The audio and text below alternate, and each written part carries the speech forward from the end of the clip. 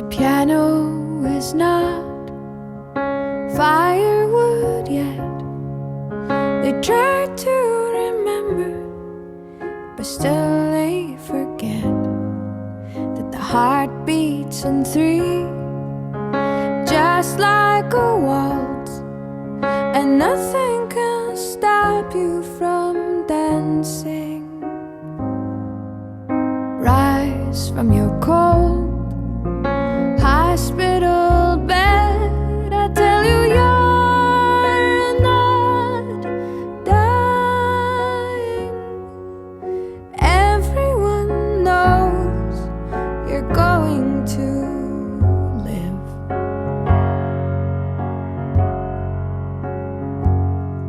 So you might as well start trying.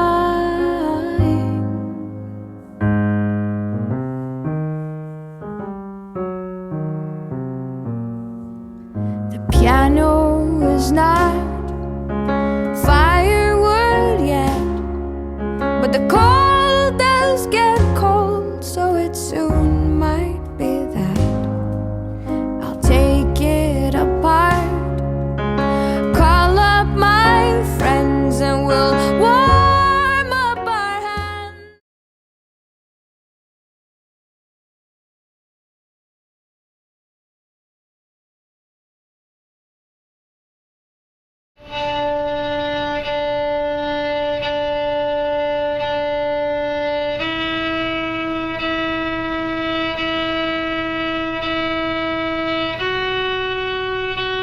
With the advent of No Child Left Behind and the rise of standardized testing, music in low-income schools has become an expensive, time-consuming hassle.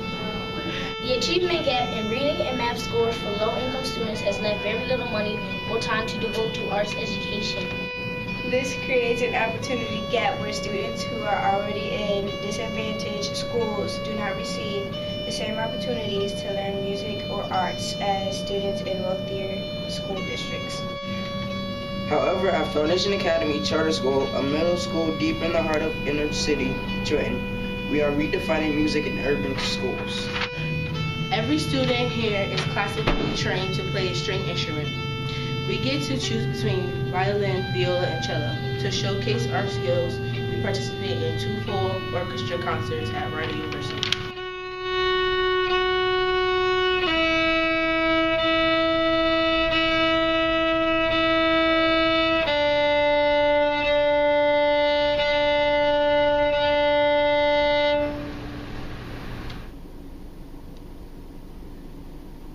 Emily DiUlio. I am a music teacher at Foundation Academy Charter School.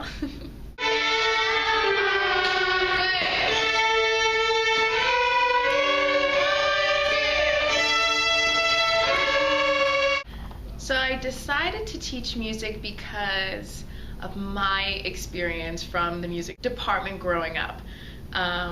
I had dyslexia and I really struggled in school, and I always saw the music program and my music class as this safe haven that I could go to and be successful and enjoy, and just I found this amazing place, and my place was in the music program. So that's why I wanted to become a music teacher, because I wanted kids to experience that. And I could have gone the route of continuing to follow that love of performance and singing, but because I was so blessed in my experience, that I just wanted to share that with other kids. A role model that I have is my music teacher at my school. Her name is Miss DiUlio. I want to be just like her when I grow up. She is my role model because she is talented, she makes good choices, and she is very important to me. First and foremost, Miss DiUlio is very talented because she can sing, play the violin, cello, and the piano. She's an amazing music teacher, and I want to be like her. She really is amazing. I think that she is talented because she can do most things people wish they could. Secondly, my role model makes good choices because she isn't a person of disrespect. She listens to you. She is kind to people. She tries her hardest to be the best she can be. She sets a great example for kids. Some people say that teachers just come to school to teach their students. There is no meaning or feeling feelings. I think that they're wrong because she is more than a teacher. She is like a mentor, a best friend, someone I could really talk to and not be afraid to cry to her. She's not going to let us fail. This is why I look up to her. She is the best music teacher I ever had. Words cannot explain how talented, how important she is, and how she sets good choices. Shakira is a 7th grade student with accommodations.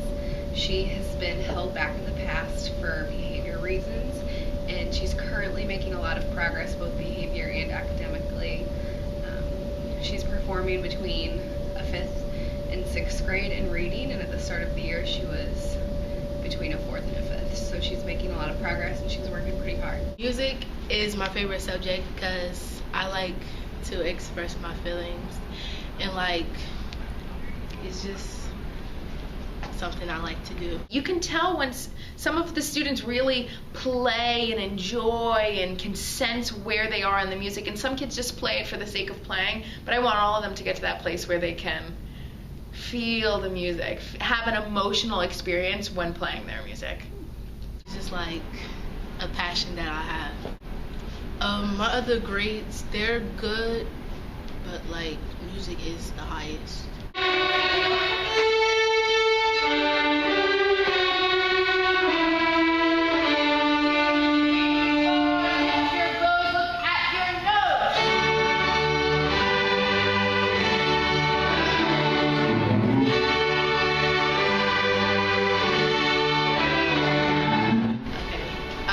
Got retained last year because last year was a tough year. Like when I came to school, I didn't really care about anything.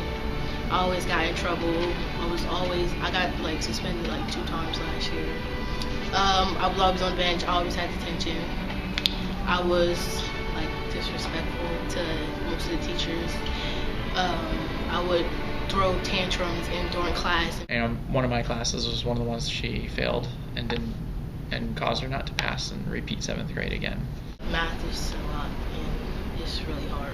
All right, my experience with Shakira has been, I've had her for 2 years, and it's been full of ups and downs, some good moments and some difficult moments. She struggles to work independently quite a bit. She needs a lot of help or motivation to just do the work on her own. Even if after we've had guided practice, even if I've seen her for some one-on-one clarification, that constant self-motivation really struggles. So I just want her to improve and get better, but it's still going to be a while before she gets there, I think. I think that math is so hard for me because when he's explaining the work, I can't comprehend it as fast as other people can, and like I don't really understand it, so I need people to like explain it more to me.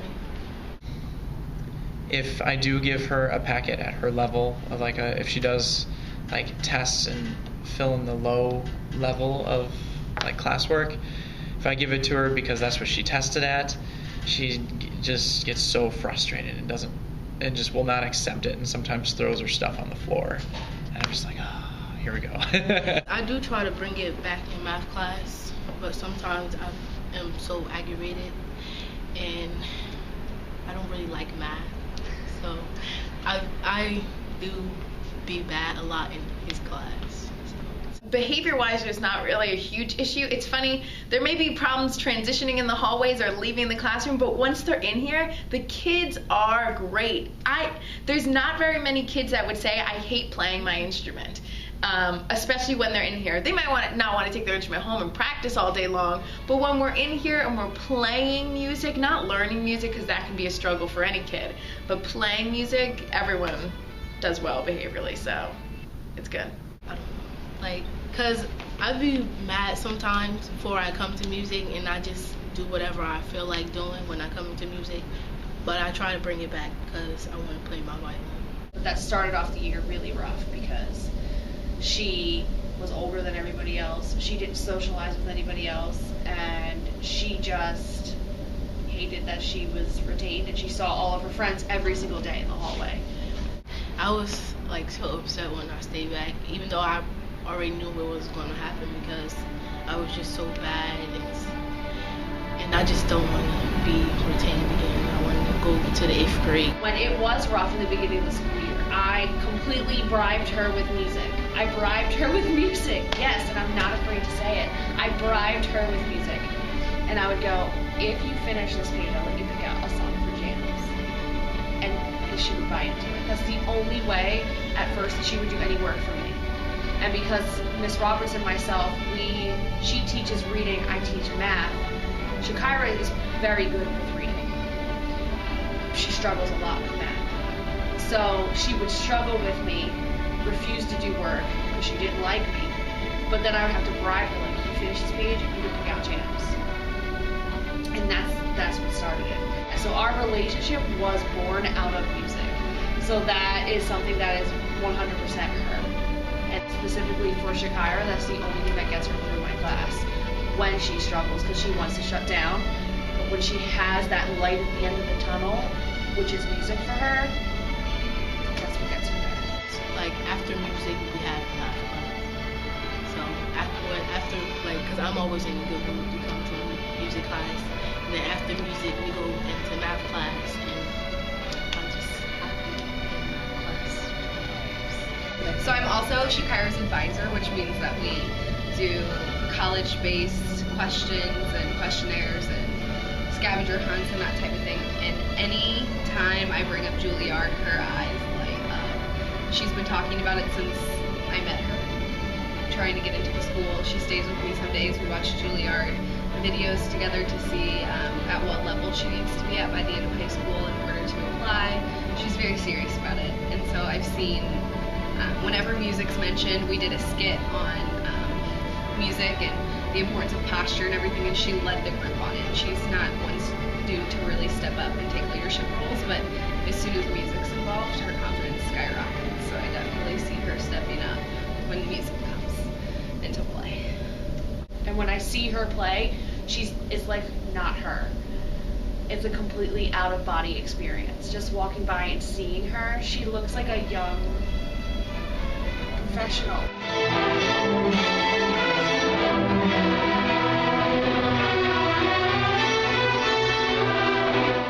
That attitude and that sass is gone. And that desire to be like everyone else but outshine them with just your talent, that's her thing. I think that I have one of the top seats in orchestra because, like, I'm hardworking.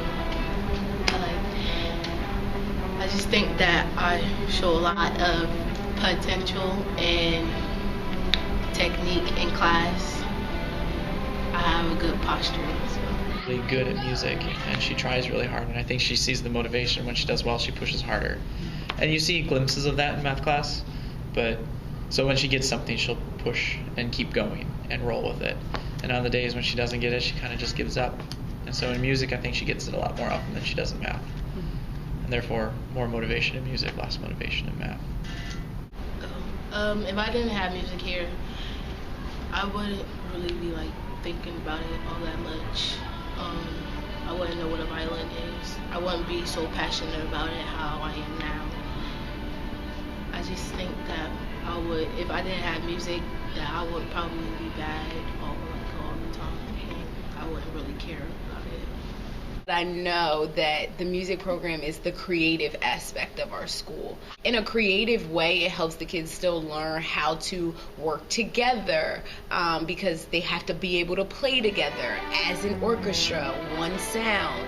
And so that definitely develops that aspect of them, like to be able to work in a group and really work together and produce that one sound. And that's a skill that kids need in college as well. It seems costly, but now that we have all of the instruments, it's not that costly. I think that we've gotten a lot of help. We get donations, we get instruments donated, and so that definitely has been beneficial. For us, we've gotten donations and grants and things like that. There's so many grants out there when it comes to the creative arts. And so all it could be is, the difference maker is being able to apply for that and getting the money. There's definitely money out there. You just have to be creative about it and seek it out. You need some form of creative expression for kids. Like, it could be art, music, drama, whatever it is. You need some type. And if schools can't afford to have a teacher, there's programs, right? There's programs out there that you can also apply for and get people to come in and teach the kids some type of art that wouldn't be the same cost as paying for a teacher and having to pay for all of the instruments and things like that. There's ways to do it. School districts just have to prioritize it. They have to recognize the importance of art in schools, and different forms of creative arts in schools. And if you value that and you see the importance in it, then you'll make it happen. The idea of taking music out of school is mind-boggling to me. I mean, I didn't go to a school where there was no music program, but that was my first love to education. I'd want to come to school extra early on Wednesdays to go to choir practice. I'd want to stay late to practice my instrument. That's what kept me in school. And every kid has a different reason what keeps them in school.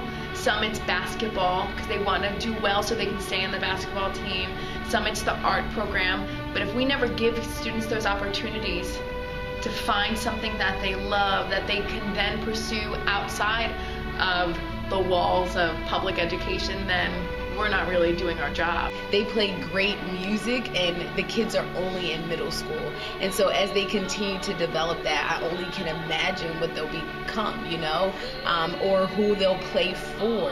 And it's it's very rare to see children in, an inner city, or even, I'm from Trenton, and really playing a musical instrument.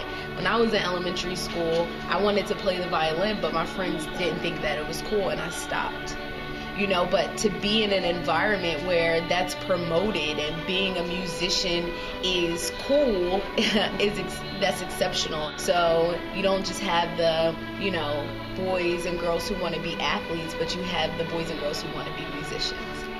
If you don't give them a taste of what they could have, then we're not doing our jobs. There's no reason to educate these kids. They'll walk out of here with no dream, no aspiration, or a future that has no joy in it. If every kid has to become a mathematician because that's the only subject that they are able to teach in school, what fun would that be? What kind of joy could, anyone find? You think of the great musicians out there. If Beethoven didn't have a piano in front of him to play on, we may not have some of the most beautiful music now. So I couldn't imagine not having music in school and taking that opportunity away from the kids.